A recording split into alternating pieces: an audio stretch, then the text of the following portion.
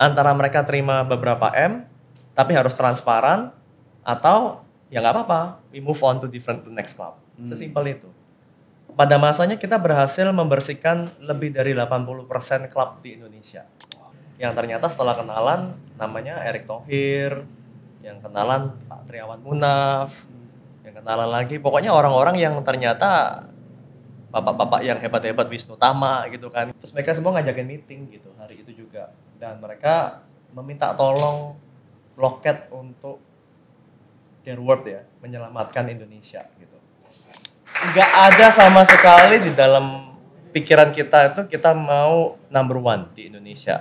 Kita cuma mau satu, mengeliminasi korupsi itu. Dan memang secara nggak sengaja karena harus melakukan semuanya, tiba-tiba kita kontrol 95% market share di Indonesia. Wow. Sampai hari ini.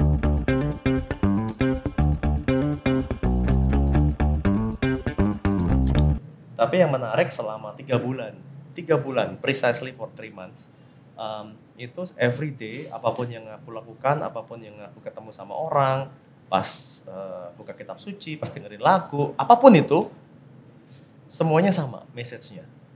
Go home, do something big in my name. Wah, pulang dan buat sesuatu yang besar dalam namaku. Bener-bener gak bisa kabur. Nah disitulah aku baru pertama kali belajar mengenai what we call sebuah panggilan, calling. Kayaknya memang aku udah dikasih pengalaman segitu banyak, udah tahu tentang, ngerti banget tentang computer science, logic code-nya gimana, dan aku tahu persis apa yang harus di-fix. Kok aku nggak mau sih gitu. Dan 3 bulan kemudian itu aku tanya lagi ke istri, dan ternyata istri sangat suportif saat itu, dan ternyata istri juga mendapatkan panggilan yang sama. Luar biasa ya. Ya udah, akhirnya kita long story short, kita balik ke Indonesia dan kita bikinlah Loket.com. Nah, Loket.com memang dimulai, kita nggak pernah membuat Loket.com itu menjadi sesuatu yang terkenal gitu. Memang tujuan kita cuma simple, kita mau mengeliminasi korupsi. Jadi Loket.com itu difokuskan untuk nge-fix di gating sistemnya aja. Jadi nggak peduli deh mau beli tiket dari mana, nggak peduli, yang penting gate sistemnya itu harus ketat. Jadi makanya kalau kalian tahu pernah datang ke DWP atau ke acara-acara yang di Loket.com, itu pasti ketat banget, ada metal detektor, ada janji air aja dibuang segala macam. Karena memang itu yang kita mau lakukan sebenarnya, kita mau jagain dan kita mau amanin gate itu. And then along the way kita realize kalau kita cuma ngamanin gate doang, kalau kita nggak pegang tiketingnya, maka akan bocor. Karena waktu itu zaman, again 2012, 2010 sampai 2012, itu tuh kalau mau beli tiket event itu masih banyak tuh, ada Ibu Dibyo, ada Raja Karcis, gitu. Ada yang senyum-senyum tahu umurnya ya. Tapi kalau beli dari semua tempat-tempat itu, otomatis sistemnya dulu itu adalah titip jual. Jadi promotor akan memberikan nih 1.000 tiket buat lu jualin ya, 1.000 tiket. Nah nanti waktu di saat mereka datang ke venue itu ada penukaran tiket sendiri-sendiri. Kalau beli dari Raja Karcis tukernya di sini, kalau beli dari Ibu Dibyo tukernya di sini gitu. Dan itu selamanya akan menjadi kebocoran kalau kita tidak punya satu single access control. Akhirnya kita membuat sistem yang mana kita connect ke semua penjual-penjual itu. Jadi yang issue barcode-nya adalah kita. Jadi mereka nggak usah penukarannya datang, mereka mau beli dari mana-mana nggak masalah. Yang penting barcode-nya kita yang issue, jadi yang jaga di lapangan cuma kita aja cukup gitu. Nah, dengan seperti itu kita tiba-tiba udah connect tuh sama semuanya tuh waktu tuh, sama Gojek, sama Tokopedia, sama Traveloka, sama Tiket.com, sama JDID waktu itu sebelum tutup, sama 7-Eleven sebelum tutup, Alfamart, Indomaret, Circle K, semuanya kita connect. Dan tanpa kita sadari dalam 3 tahun itu kita mempunyai the largest distribution tiket in Indonesia. Karena basically semua yang menjual tiket event itu lewat kita semua, tapi kita distribute ke semua orang tanpa orang tahu kalau itu Loket.com. Oh, wow. Bahkan Loket.com saat itu tidak ada website. Ada sih, tapi kosong, nggak ada isinya gitu. Belum even kita bikin websitenya, cuman kayak... Tapi connect sistemnya maksudnya? Tapi kita connect sistemnya semua, ke semuanya itu. Dan B2B pure B2B ya? pure, B2B. Karena tujuan kita cuma mengamankan gating system aja sebenarnya. I see. Dan in order to do that, kita harus connect ke semuanya supaya tiketnya isunya single barcode. Nah, setelah itu kita menemukan, wah, oke, korupsi tiket beres. Ada lagi korupsi di dalam. Jadi habis orang beli makanan minuman, aduh korupsinya gede banget gitu. Karena banyak orang yang nggak belinya pakai, waktu itu dulu pakai voucher lah atau pakai token lah, pakai macam-macam kan ya. Itu uangnya itu dimasukin tilep sama bartendernya dan lain-lainnya gitu. Jadi kalau setelah event kita mau hitung inventory, garansi nggak cocok. Maling semua gitu. Kita mikir gimana ya caranya ya. Akhirnya kita membuat sistem pembayaran namanya Locket Pay. Gelangnya yang kita kasih gelang tiket itu ada NFC-nya, bisa dipakai buat pembayaran gitu kan. Itu tahun 2014-15. Oh, gitu. Dulu ngalamin tuh. DWP ya? DWP gitu kan. Oh iya. Nah, pernah muda guys. Masih muda juga. Ceritanya memang untuk mengamankan dari sisi korupsi-korupsi itu gitu. I see. Dan lama-kelamaan karena tujuannya untuk mengamankan korupsi, tiba-tiba kita take control end to end. Dari ticketingnya, dari distribusinya, dari akses kontrolnya, dari pembelian makanan minuman, F&B, POS system, rapor, semuanya end to end tiba-tiba kita take control semuanya. Dan kita tanpa kita sadarin yang tadinya dari tahun 2012 kita cuma bikin kayak 4-5 event setahun, 2013 jadi kayak mungkin 12, 13, 14 event, 2014 kita udah punya 30 event. Tahun lalu kita pegang lebih dari 18.000 events. Nggak ada sama sekali di dalam pikiran kita itu kita mau number one di Indonesia. Kita cuma mau satu, mengeliminasi korupsi itu. Dan memang secara nggak sengaja karena harus melakukan semuanya, tiba-tiba kita kontrol 95% market share di Indonesia. Sampai hari ini. Benar-benar completely monopoli sebenarnya. Karena kalau nggak monopoli, nggak bisa mengeliminasi korupsi. Iya. Jadi monopoli itu by product. Bukan goalnya gitu. Visi dream mimpinya itu mengeliminasi korupsi, by produknya you have to monopoli, kalau nggak bisa. Gitu. Dan puji Tuhannya juga sepak bola pun di zamannya pun tahun 2017, 16, 17 itu the reason kenapa kita merger sama Gojek waktu itu. By tahun 2015 kita udah sempat profitable. Dan 2016 ada satu industri yang kita kesusahan masuk, yaitu industri sepak bola. Karena korupsinya luar biasa gitu kan. Semuanya udah bener-bener mainnya, bahkan the owner of the club fully aware kalau terjadi permainan. Tapi mereka nggak bisa ngapa-ngapain. Separah itu. Oh wow. Aku share the dream dengan my fellow friend, waktu namanya Nadim, foundernya Gojek ya. Terus Nadim bilang, gini bro, kita support deh. Kita juga mau sama-sama percaya sepak bola Indonesia could be better. Caranya gimana? Kita pakai duit aja juga gitu. Jadi tahun 2016, 17, 18, Gojek itu sponsorin Liga 1 kalau ingat. Gojek Liga 1. Nah 16, 17, 18 itu karena mimpi kita untuk merevolusi industri sepak bola di Indonesia. Jadi karena Gojek udah komit itu seperti itu, maka Gojek juga ngomong, kalau enggak kita merger aja gimana gitu. So long story short, akhirnya kita bergabunglah bersama dengan Gojek. Full akuisisi sama Gojek. Nah dari situ kita bener-bener tuh membantai satu persatu tuh dari klub-klub. Kan kita pegang duit nih, sponsorship kan. Sponsorshipnya itu kalau waktu itu sekitar 120M ya setahun atau something. Cukup gede sebenarnya angkanya. Jadi kita datang ke klub-klub, itu kita selalu bilang, mau duit sponsorship nggak? Sambil senyum gitu. Harus penting, harus sambil senyum. Gimana kan? Coba mukanya. Mau duit sponsorship nggak? Nah, waktu kita ngomong begitu, kalau mereka bilang, oh mau, oke. Harus pakai loket ya, transparan tapi. Gitu. Jadi mereka semua kita bikin mereka dilema. Antara mereka terima beberapa M, tapi harus transparan, atau ya nggak apa-apa, we move on to next club. Sesimpel itu. Pada masanya kita berhasil membersihkan lebih dari 80% klub di Indonesia. Benar-benar bersih, transparan. Dan itu membuat mereka jadi lebih habitnya lebih bagus dan impactnya memang kelihatan banget ya. Tiba-tiba mereka jadi bisa punya bayar pelatih yang lebih benar. Mereka bisa punya ruangan praktis, gymnya juga lebih benar. Gaji pemainnya juga lebih teratur karena mereka dapat duit. Dan mereka sebenarnya tiketnya itu nggak kecil loh, hasil revenue tiket itu selama dikelola dengan benar gitu. Dan ya kita bersyukur, kita nggak akan ngambil kredit, tapi kita bersyukur kalau kita bisa menang lawan Bahrain kemarin gitu ya.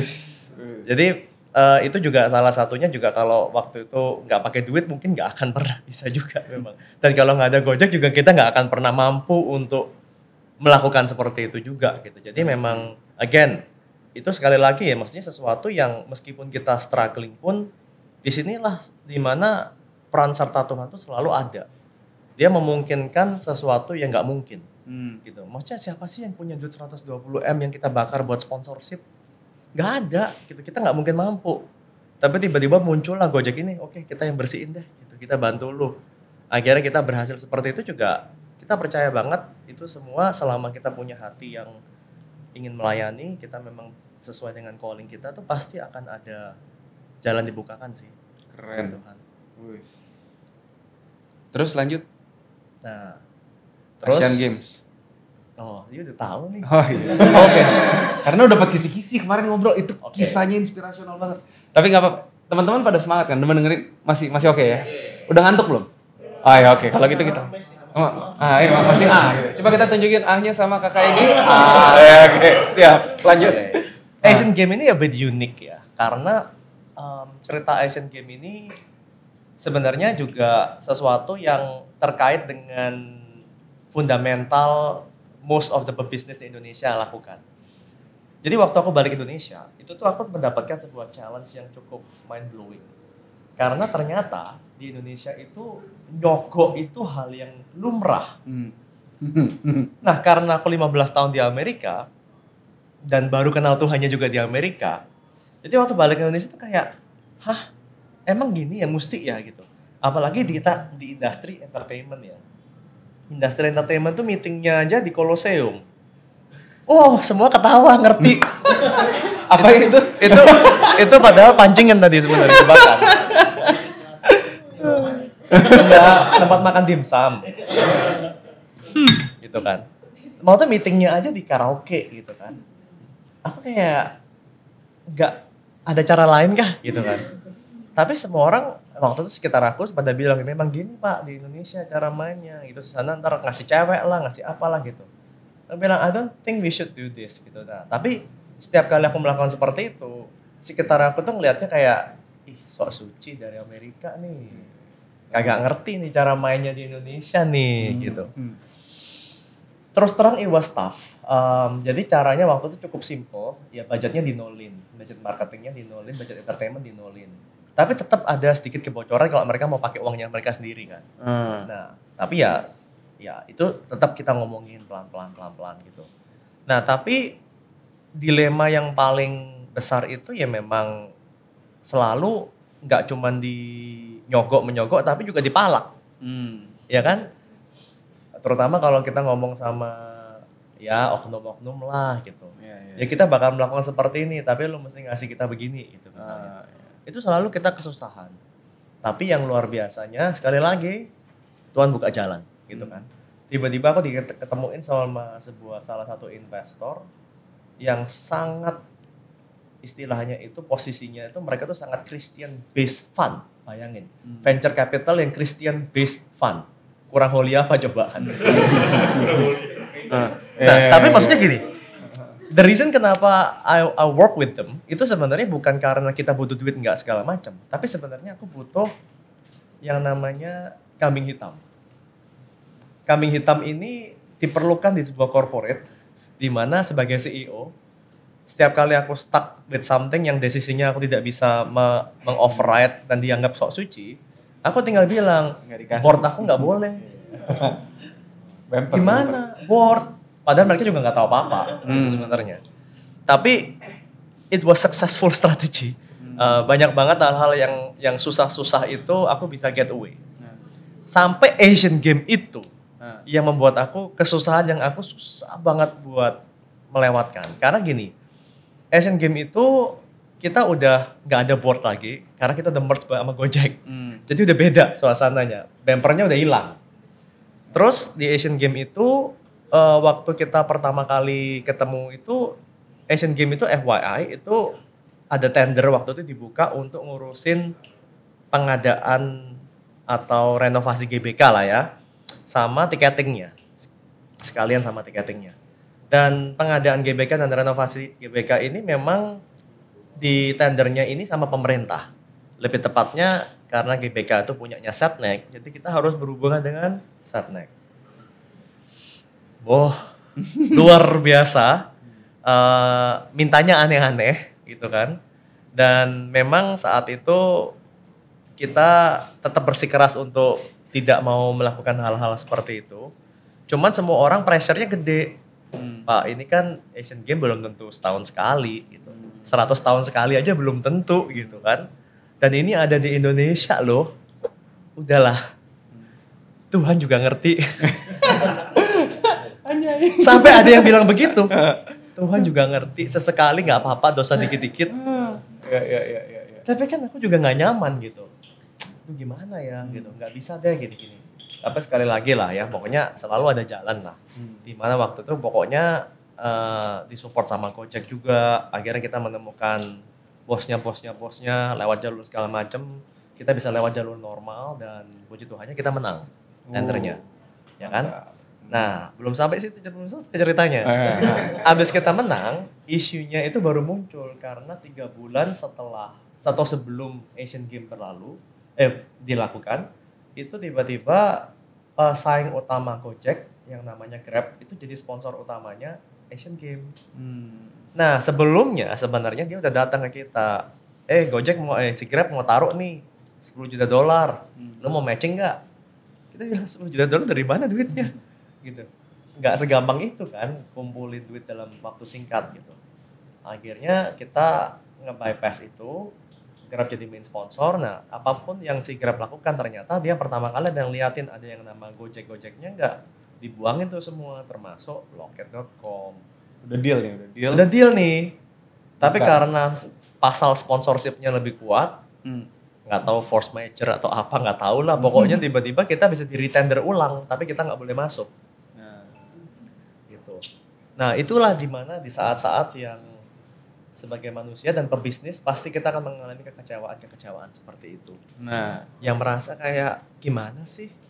Udah keren-keren. Tadi bahkan ada yang udah mulai tepuk tangan, Tuhan keren gitu kan. Diambil begitu saja gitu kan. Dan terus terang saat itu sebagai CEO daripada perusahaan itu juga aku merasa sangat kecewa. Sangat kecewa dan manusiawinya juga keluar. Terus juga masalahnya yang membuat aku paling kecewa adalah I cannot defend my God. Dalam arti orang-orang tuh ngelihatnya kayak tuh kan nih si suci, mana doa lu gitu. Memang sih mereka nggak ngomong gitu. Cuman kelihatan aja kayak aduh nyebelin banget kalau digituin kan, diliatin sama orang terus kayak mana Tuhanmu gitu. Katanya kemarin berhasil udah sharing-sharing di depan gitu, mana gitu. Dan itu memang saat-saat yang posisinya memang benar-benar gak enak banget ya. Because I cannot defend my God gitu. But anyway, yang aku bisa bilang waktu itu adalah ya Tuhan Gusti Ora Sari. Ya generik aja gitu. Meskipun juga deep down juga aku juga merasakan sampai kapan lu tidur nih. Ayo dong gitu something gitu. Cuman ya memang nasi udah jadi bubur, udah benar-benar udah desain semua. Dan salah satu kompetitor kita yang menang waktu itu akhirnya karena kita nggak boleh ikut kan.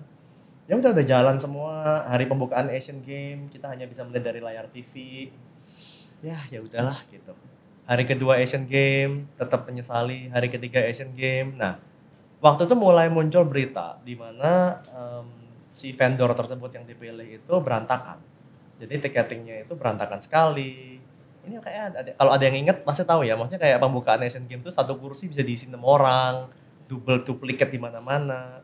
Terus yang stadium yang katanya kosong sold out, tapi ternyata stadiumnya kosong gitu kan. Jadi banyak banget isu seperti itulah, yang mana sampai muncul di New York Times ya waktu itu kalau nggak salah. Mereka questioning gitu, Indonesia tuh bisa manage Asian Games nggak sih? Gitu, sampai segitu. Jadi it was quite tamparan yang cukup keras buat Presiden Jokowi saat itu. Karena memang Presiden Jokowi juga mau menggunakan ini sebagai kampanye second periodnya dia kan. Jadi this is very important highlight sebenarnya. Tapi karena media internasional menyoroti kayaknya mulai berantakan. Dan di hari ketiga itulah di saat tiba-tiba HP aku tuh mulai dihubungin tuh sama banyak-banyak orang-orang nomor-nomor yang gak aku kenal.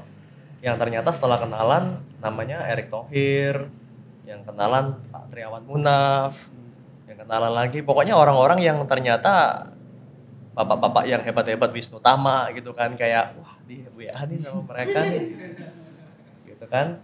Terus mereka semua ngajakin meeting gitu hari itu juga, dan mereka meminta tolong Loket untuk their word ya, menyelamatkan Indonesia gitu. Pak, tapi kan nggak bisa gitu, ini kan ada sponsorship, ada segala macam. Dan malam hari itu juga Bapak Presiden kita menelepon CEO-nya Grab, dan CEO-nya Grab memberikan blessing. Dan malam hari itu juga jam 9 malam, semua anak-anak kantor masuk ke kantor semua, kita kerja semalaman. Jam 7, jam 8 pagi kita take over semuanya, satu Indonesia ya.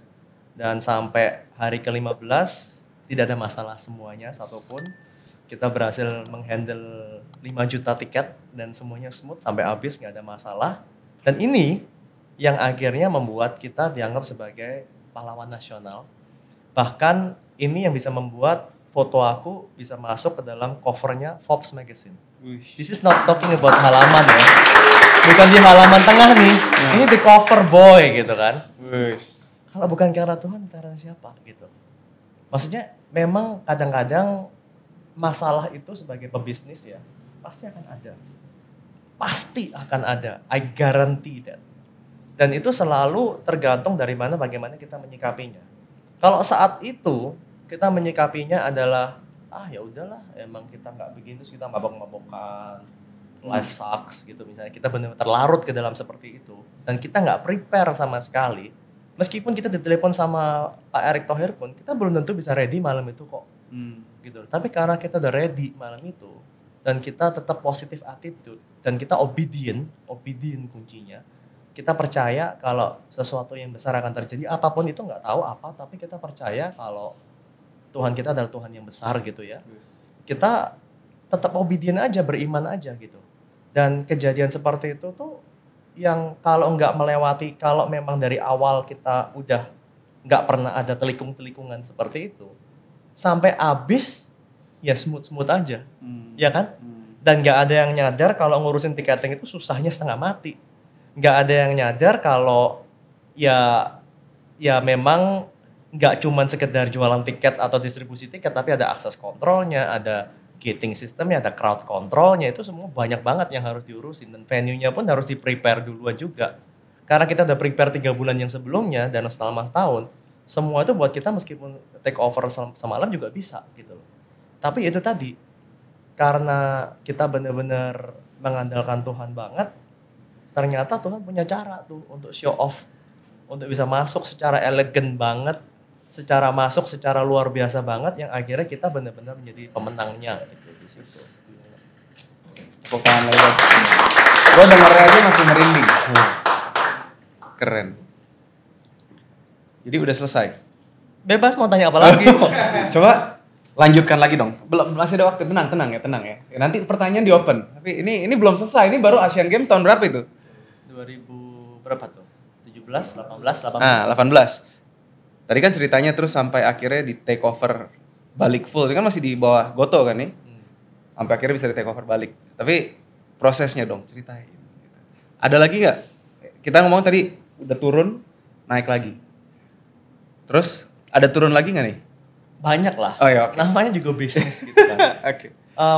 Mungkin kalau buat loket.com specifically ya, yang paling impact paling parah itu saat terjadi COVID. Nah, karena COVID itu nggak ada event.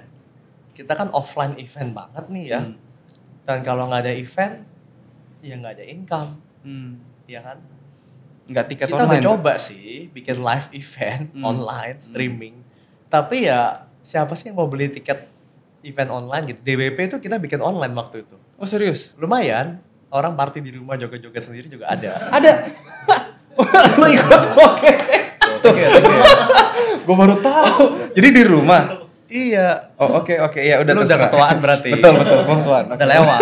Terus? Itu sih sebenarnya saat-saat yang memang kita lumayan struggling ya. Karena secara pendapatan nggak ada, tapi pengeluaran jalan terus gitu kan. Timnya gede waktu itu. Timnya gede juga gitu kan. Dan disitulah di saat-saat yang pada dasarnya aku dikasih pilihan. Either pecatin semua atau generate some revenue. 2020? 2021. Sebagai Goto Entertainment Group ini secara PNL udah babak belur. Gitu kan. Kalau yang transport, food, ya ada lah dikit-dikit lah revenue dari orang-orang kan masih pesan makanan gitu kan, transport masih ada gitu. Tapi yang bagian entertainment susah banget. Dari sisi loketnya juga susah, dari sisi GoPlay-nya juga susah karena kita nggak bisa produksi film kan. Itu setiap hari kita mengalami dilema yang cukup parah gitu.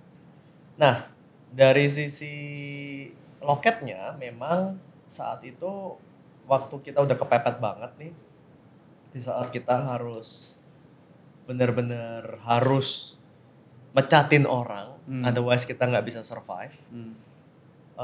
Di situ sekali lagi karena by that time aku udah cukup rajin berdoa lah udah by that time ya. Tapi mindset aku tuh lebih begini gitu. Tuhan kan ini kan company ini kan aku bikin istilahnya untuk memuliakan namamu, gitu kan, sesuai panggilan. Jadi ya ini kita lagi ada problem nih, gitu. Dan aku waktu itu selalu mindset aku adalah he is the ultimate CEO, aku cuman sebagai nomini aja, gitu loh.